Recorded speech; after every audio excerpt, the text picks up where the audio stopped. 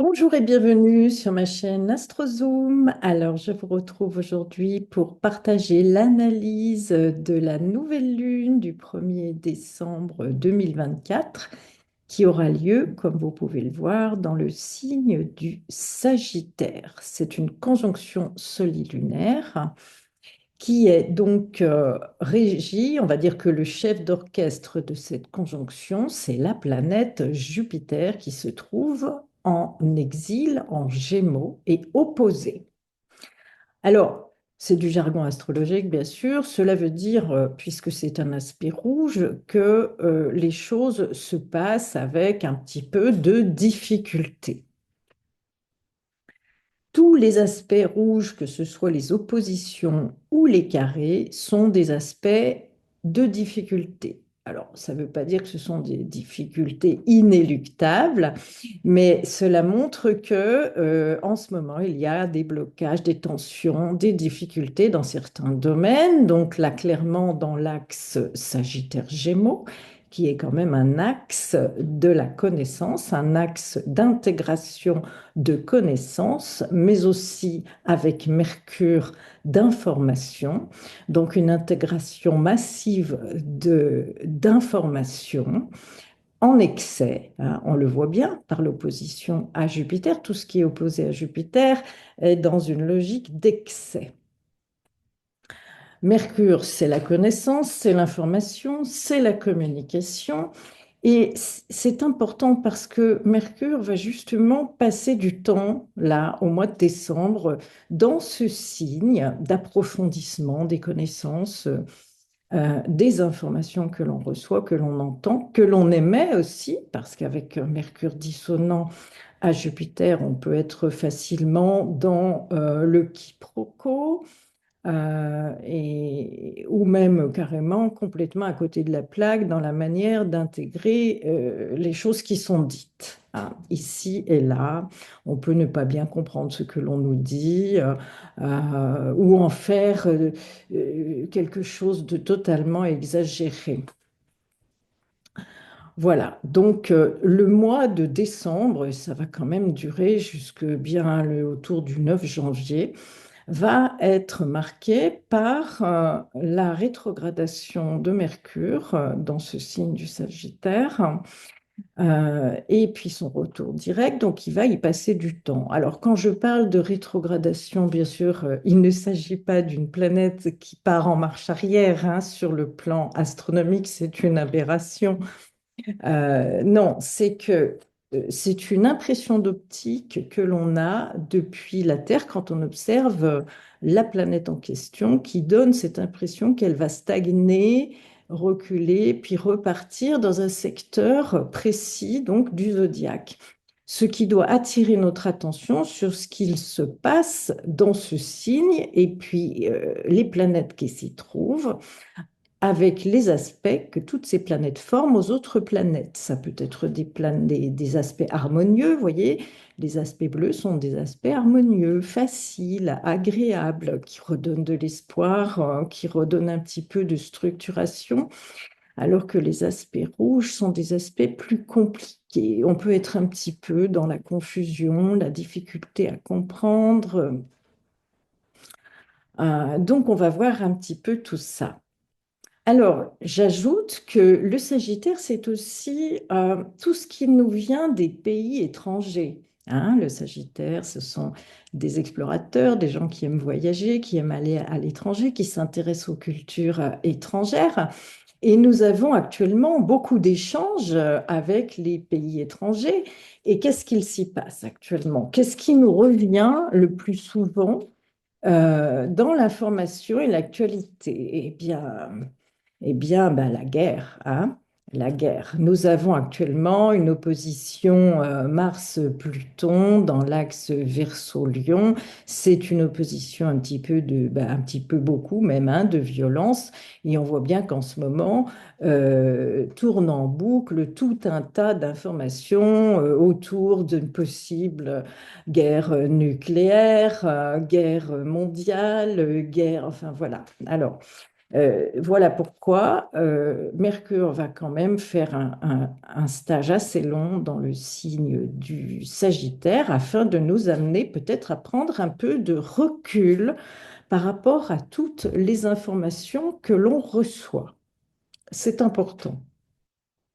J'ai quand même dernièrement beaucoup de personnes qui m'ont téléphoné pour me dire, mais qu'est-ce que vous voyez? On va où? Est-ce qu'il faut construire un bunker et faire des provisions? Est-ce qu'on va vers une guerre nucléaire? On ne se projette plus dans l'avenir. Voilà, alors ça c'est typiquement les perturbations sur l'axe Gémeaux-Sagittaire, trop d'informations, excès d'informations.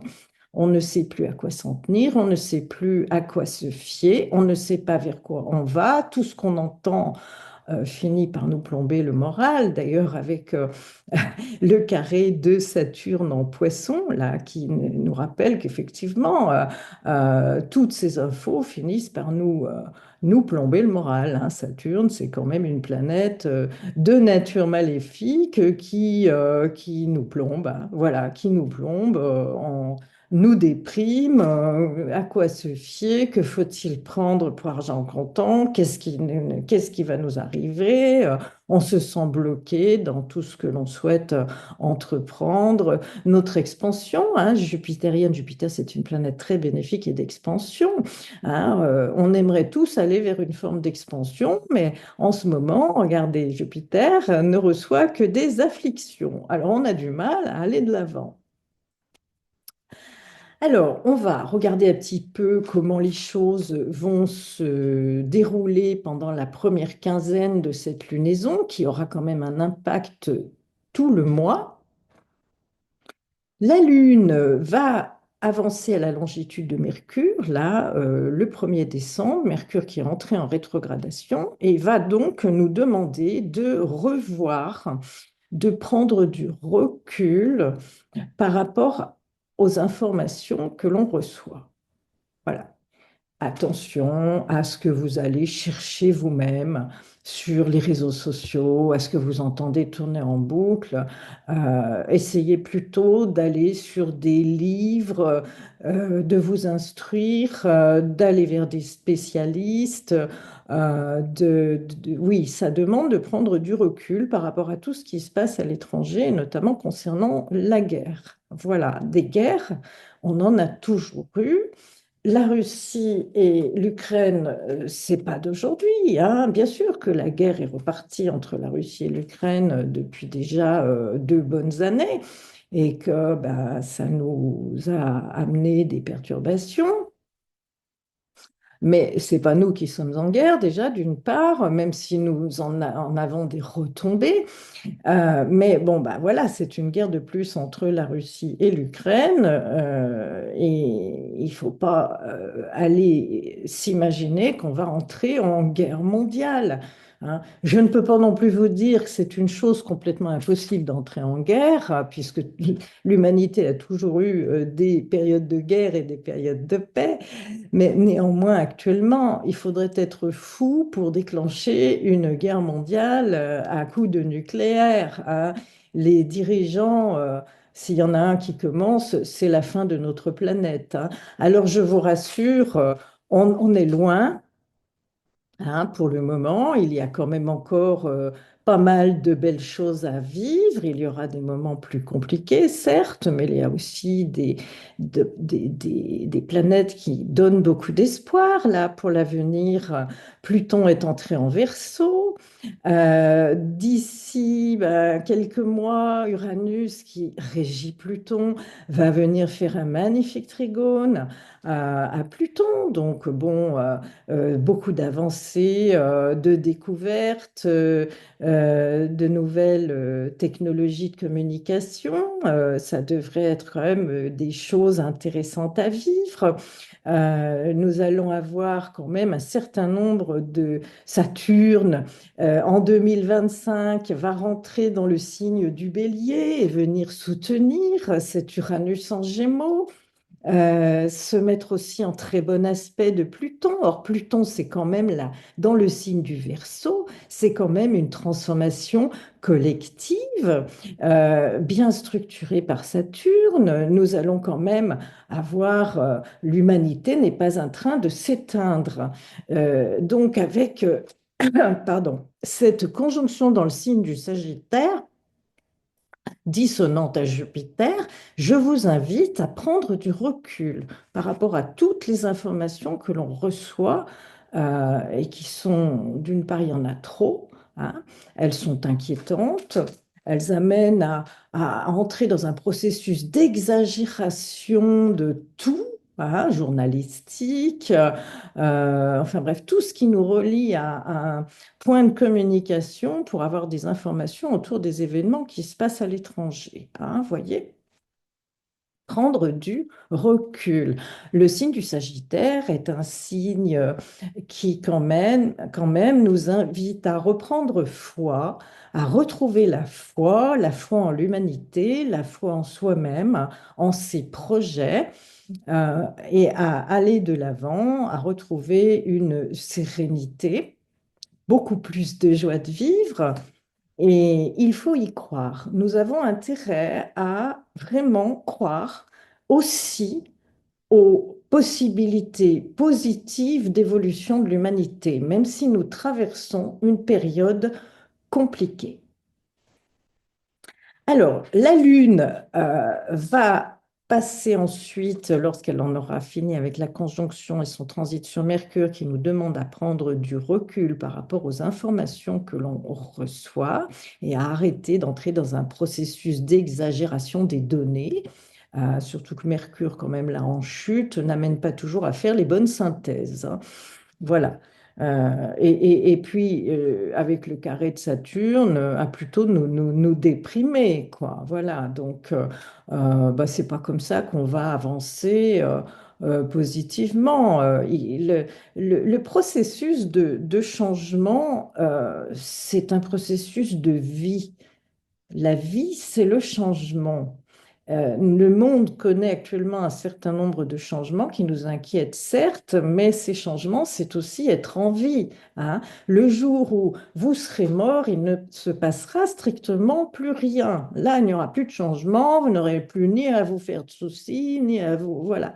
Donc, bah, c'est la vie. Il y a des événements un peu plus compliqués actuellement. Mais il faut aussi avancer avec foi et prendre du recul par rapport à ce qui se passe dans notre mental, dans nos pensées, à la manière dont on intègre les informations et les données. Voilà, je dis ça, c'est important parce qu'on voit bien que cette nouvelle lune qui va durer un mois est quand même énormément axée sur tout cela. Hein. Euh, donc, bon, on ne va pas s'arrêter de vivre, on ne va pas s'auto-mutiler le mental parce qu'il y a des événements mondiaux, pardon, plus compliqués que d'habitude et qui nous inquiètent à juste titre. Hein. Mais pourquoi s'inquiéter au point de se faire du mal? La vie continue, gardons la foi. La Lune, d'ailleurs, va continuer sa course et arriver à la longitude de Vénus. Et regardez, cette Vénus, elle est en très bon aspect, elle a un aspect bleu et très positif à la planète Uranus, en signe de terre.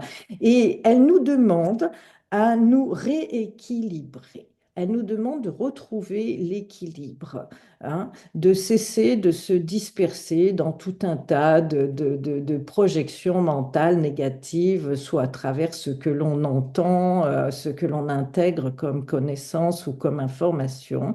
Retrouver un équilibre perdu, puisque nous avons actuellement le nœud sud en balance qui est le signe de l'équilibre et même de la relation aux autres en général, hein, au carré de Vénus et la lune noire en plus qui se trouve là. Donc là, excusez-moi, je ne l'ai pas mis sur mon logiciel, mais je vous le dis, qui montre que nous avons besoin de nous ancrer, de retrouver un retour à l'équilibre. Lorsque la Lune va arriver donc sur Vénus, autour des 6 et 7 décembre, eh bien, ce retour à l'équilibre peut déjà mieux se faire. C'est une invitation à retrouver une forme d'équilibre. Et puis la Lune, bien sûr, va arriver très rapidement, vous voyez, sur Pluton, à peu près le même jour, et qui va réactiver une forme d'angoisse, parce que la Lune conjointe à Pluton, c'est quand même une forme d'angoisse, hein. Et d'autant que, en arrivant à la longitude de Pluton, cette Lune va activer l'opposition à Mars, alors on va encore entendre parler des gros missiles, passer toutes les chaînes des infos, aller sur Internet, menace de gros missiles, je vais vous envoyer mon missile si vous continuez à m'embêter, paf, je vais faire sauter la planète. Vous trouvez que ça fait mature comme comportement? Enfin bon, ce sont des intimidations de guerre. Voilà, c'est une manière d'impressionner cela vient angoisser la collectivité parce que Pluton en Verseau, qui vient d'y rentrer, qui s'y installe maintenant pour 20 ans, va avoir un gros impact sur les gens en général, le collectif. Alors on voit bien actuellement qu'avec cette opposition Mars-Pluton, qui va d'ailleurs nous embêter pendant encore pas mal de mois, hein, on a encore des moments d'angoisse collective.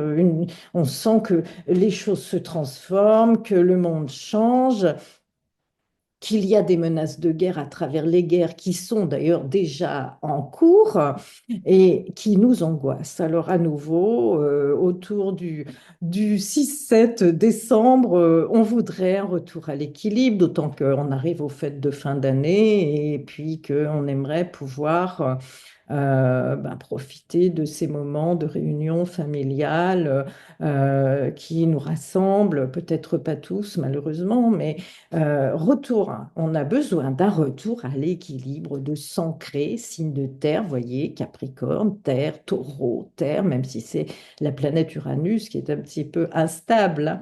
On voit bien qu'actuellement, eh bien, dans ce signe financier du taureau, cette planète qui amène beaucoup d'imprévus nous rend le sol un petit peu instable et on n'aime pas beaucoup ça. Mais il faut quand même arriver à se réancrer et à retrouver de l'équilibre. Donc, c'est un petit peu des sensations contradictoires, retrouver de l'équilibre, tout en étant angoissé par les événements qui touchent le collectif et qui, en ce moment, se rappellent constamment à nous, voyez, hein, par l'opposition, la Mercure-Jupiter, de la nouvelle Lune en Sagittaire opposée à Jupiter, des excès d'informations, on est bombardé. On parle de bombes, excusez-moi, pour le moment, on n'a aucune bombe sur nous. Par contre, on est bombardé d'informations qui nous mettent quand même le moral, nous créent de l'inquiétude et pour beaucoup d'entre nous, nous mettent le moral à zéro, hein. Voilà, donc il faut quand même le rappeler, retrouver donc de l'équilibre malgré l'angoisse collective liée aux événements. Et puis, bien entendu, la Lune va continuer sa course. Donc là, je fais un petit peu le climat général de ce que l'on doit prendre en compte sur la première quinzaine de cette lunaison, hein, et les petits moments, soit où ça va aller mieux, soit où on va se sentir moins bien. Et puis, vous donner les dates afin de les anticiper et de prendre du recul par rapport à tout cela. Donc, autour du 8-9 décembre, là, la Lune va arriver à la longitude de Saturne et bien entendu réactiver un petit peu tout ce que je viens de dire, hein. Saturne, c'est une planète de nature maléfique qui, en ce moment, vous voyez, ne jette que des aspects difficiles aux planètes d'expansion. L'expansion du Sagittaire, l'expansion jupitérienne, tout est retardé, on se sent plombé, on voudrait mettre des choses en place et puis ça prend plus de temps que prévu, ou alors peut-être aussi qu'il nous faut du temps tout simplement pour les mettre en place, parce que nous ne sommes pas prêts, parce qu'il y a beaucoup de travail avant. Donc ça, c'est plutôt une bonne nouvelle, c'est-à-dire que le retard dans notre expansion n'est lié qu'à une préparation, un travail qui nous est demandé et auquel on est en train de se consacrer. de sorte à ce que l'expansion qui tarde un peu à venir puisse se faire. Voilà. Après, je ne connais pas vos thèmes hein, particuliers. Chacun va avoir un secteur de vie dans lequel toutes ces choses-là sont en train de se faire. Hein. Si par exemple la nouvelle lune actuellement se trouve dans votre secteur 2, qui est quand même le secteur de la façon de gagner votre argent, gagner votre vie, c'est l'état de votre compte en banque. Bon, pour les ascendants scorpions, pour les ascendants taureaux, vous êtes particulièrement concernés en ce moment par cela, hein, alors que pour d'autres signes, ça sera un autre secteur, hein. Voilà, mais enfin, on voit bien quand même que collectivement, hein, l'expansion reste assez difficile en ce moment avec le carré de Saturne, là, hein. Donc, si ça touche vos finances, c'est double peine, hein. Voilà, mais vous travaillez fort pour arriver à restructurer tout ça. Ça vous demande peut-être des moments difficiles, de grande solitude, comme on dit, mais vous allez y arriver. Simplement que la dissonance vient vous dire que ça va demander du temps. Alors, faites du temps un allié et non pas un ennemi. Dites-vous que c'est passager et qu'avec beaucoup de concentration, de restructuration des choses, vous parviendrez à un résultat. Voilà. Alors, la Lune, évidemment, va revenir sur la planète Saturne et réactiver toute cette problématique dont je viens de parler et la déprime, la restriction. On est obligé de se serrer la ceinture, ou ça n'avance pas aussi vite que l'on souhaiterait, ou on a du mal à mettre les choses en place, ou ça nous semble aussi, hein, dans certains cas, considérable. Comment je vais faire? Comment je vais y arriver? Hein. Voilà, alors patience, vous allez y arriver. Hein. Il faut vous armer de patience, je le répète parce que je l'ai déjà dit dans mes autres vidéos, mais un carré Saturne-Jupiter dure quand même un certain temps et que ça ne se résout pas en 2 minutes. Ça va demander de la persévérance, de la patience, de prendre son mal en patience, mais vous allez y arriver. Voilà.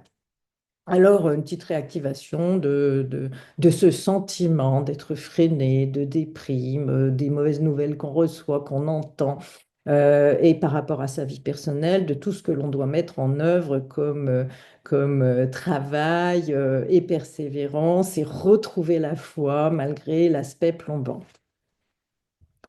Et puis, la Lune, donc bien sûr, va continuer sa course et arriver à la longitude de Neptune. Neptune qui a quand même un aspect sympathique avec Uranus.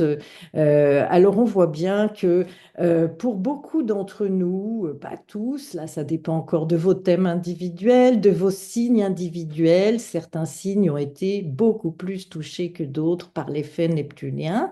Hein. Neptune, c'est un petit peu nos idéaux. Hein, c'est de l'ordre des idées. Hein qui ont besoin d'être structurés ou restructurés. Il ne faut pas oublier que cette planète Neptune a séjourné 15 ans là, dans le signe des poissons et que tout va dépendre dans vos thèmes personnels des aspects que forme votre Neptune natal à vos autres planètes. Hein. Si ce sont des aspects plutôt dissonants, vous avez peut-être mis en place pendant 15 ans des idéaux, des rêves, mis en place des choses qui vous tenaient à cœur. Et puis, vous vous apercevez là, puisque Neptune arrive en fin de signe des poissons et va changer de cycle, que ce n'était que du sable, du vent, un château de cartes, que tout s'écroule et qu'il va falloir tout restructurer et recommencer.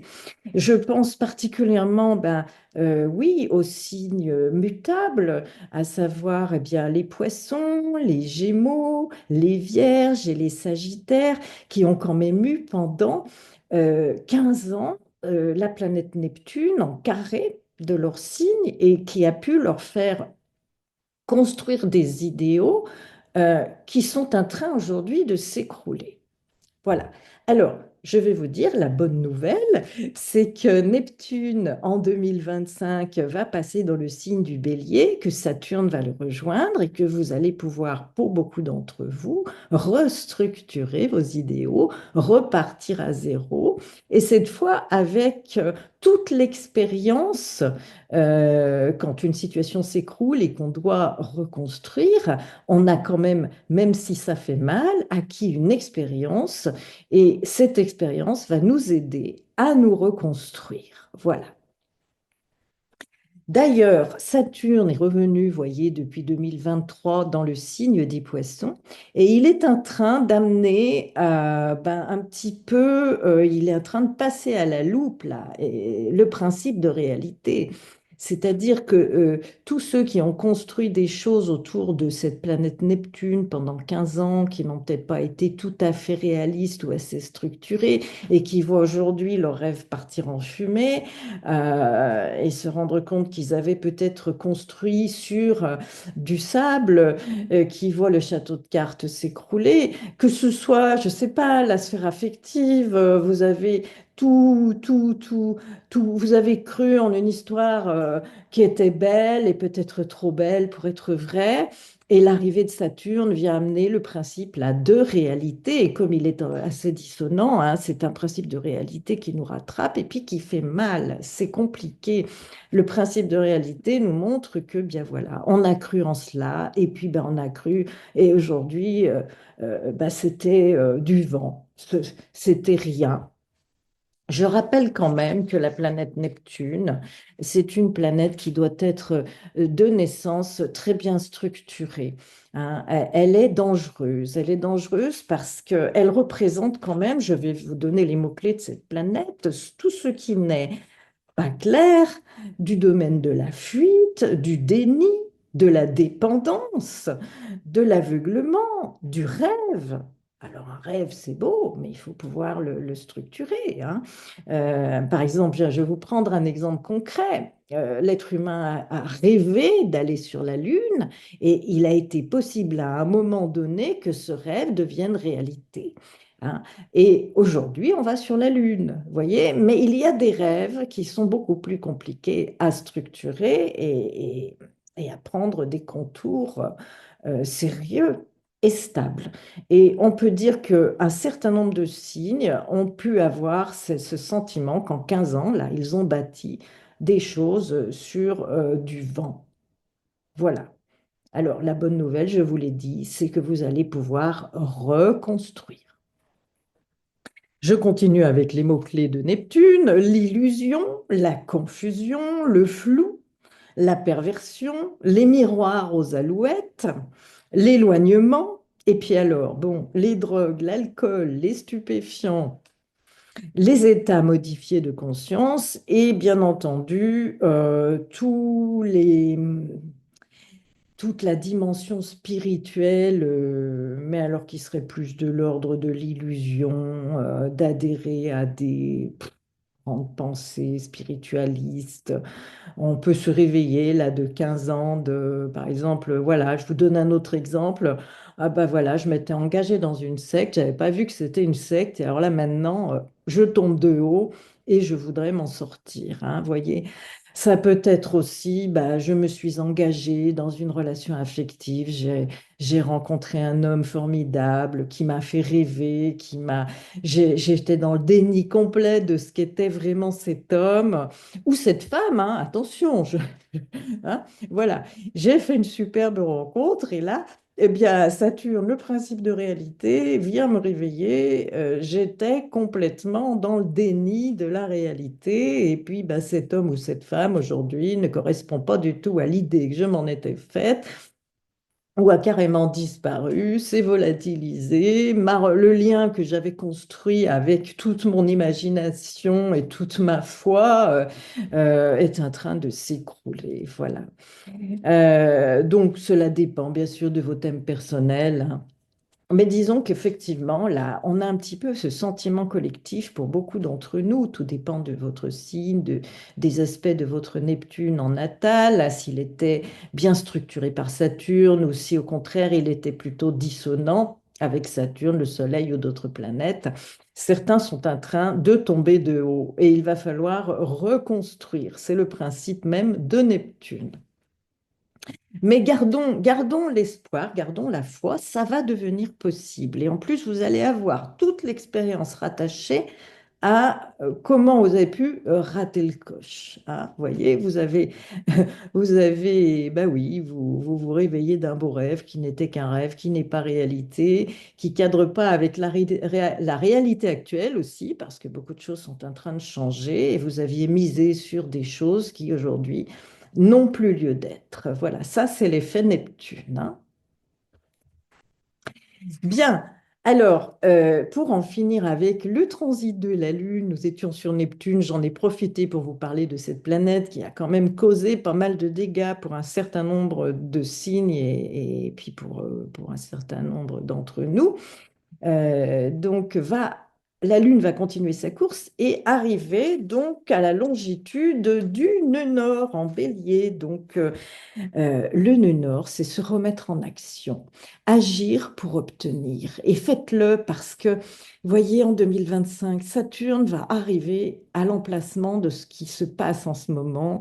La Lune arrive sur le nœud nord, se retrouve en très bon aspect de Mars, qui est quand même en signe de feu. Remettez-vous en action.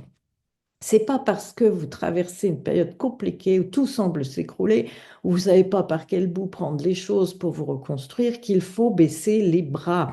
Au contraire, la Lune, à l'arrivée du nœud nord, vous demande de vous remettre en action malgré la difficulté, parce que vous voyez, hein, l'opposition Mars-Pluton, c'est aussi arriver à rassembler une énergie considérable, là où certains s'écrouleraient complètement, d'autres vont rester debout, tenir et passer ce cap difficile. Donc, le nœud nord étant en très bon aspect avec Mars et Pluton actuellement, lorsque la Lune va arriver à la longitude du nœud nord, remettez-vous en action. Elle va ensuite passer sur Chiron, qui est guérir son rapport à l'action. Voilà, donc là, il y a un moment où il faut prendre conscience de cela. N'arrêtez pas de vivre, ne baissez pas les bras, continuez à vous mettre en action, vous êtes en vie, alors allez-y, foncez. Voilà. Et puis, la Lune terminera sa course avant la pleine Lune, dont je reparlerai autour du 14 décembre, à la longitude de la planète Uranus, qui est en excellent aspect à Vénus et demande de retrouver de l'équilibre malgré en ce moment les vicissitudes de l'existence et puis le côté un petit peu instable de notre socle. Hein. Nous sommes quand même tous un petit peu secoués depuis déjà pas mal d'années. Hein. Mais là, bon, en ce moment, on en a un peu assez. C'est le coup de trucs en trop. On ne sait pas bien où on va, on se sent déstabilisé, mais il faut absolument, voyez ce que cette nouvelle lune en Sagittaire nous demande, garder la foi. Et surtout, j'insiste, prendre du recul par rapport à toutes les informations que l'on reçoit et l'impact qu'elles peuvent avoir sur notre psyché, c'est-à-dire nous déprimer et nous rendre très pessimistes face à l'avenir. N'oublions pas que nous avons toujours eu des périodes plus compliquées dans l'histoire de l'humanité de plus, nous sommes une génération, nous ne sommes pas habitués à ça. Et ça nous angoisse terriblement, mais la vie continue. Et tant qu'il y a des événements, il y a de la vie. Voilà. Et cette nouvelle lune en Sagittaire nous demande vraiment de reprendre foi. Foi en soi-même, foi en la vie, foi en l'humanité. Voilà. Il faut continuer à vivre et faire le tri et la part des choses entre ce qu'il se passe, les informations que l'on reçoit, voilà, et la réalité des choses. Voilà. Merci de m'avoir écouté. Si vous avez aimé ma vidéo, eh bien, n'hésitez pas à mettre un petit pouce, un like, à la partager, à vous abonner. Ça permettra à ma chaîne, bien sûr, de grandir. Et puis, je vous donne rendez-vous pour une prochaine vidéo sur la pleine lune du 14 décembre.